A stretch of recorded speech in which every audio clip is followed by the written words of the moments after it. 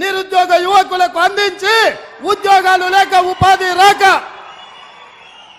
దిల్సుఖ్ నగర్లను, అశోక్ నగర్లను, అమీర్పేట్లను, కుక్కట్పల్లిలను వివిధ చౌరస్తాల తల్లిదండ్రులకు ఊరుకొచ్చి ముఖం చూపించుకోలేక రూపాయి కూడబెట్టి ఉపాధి హామీ కూలీ పైసలు పెట్టి తల్లిదండ్రులు పిల్లల్ని పట్నం పంపి చదివిస్తే కొలువులు రాక పరీక్షలు పెట్టక పెట్టిన పరీక్షల ప్రశ్నపత్రాలు జిరాక్స్ సెంటర్ల పల్లి బఠానీల అమ్ముతుంటే ఆ దుఃఖంతో పిల్లలు ఆత్మహత్యలు చేసుకుంటే ఈ గాడిద కొడుకులు ఒక్క రోజైనా చచ్చిపోయిన వాళ్ళని పలకరించిందా అని నేను అడుగుతున్నా.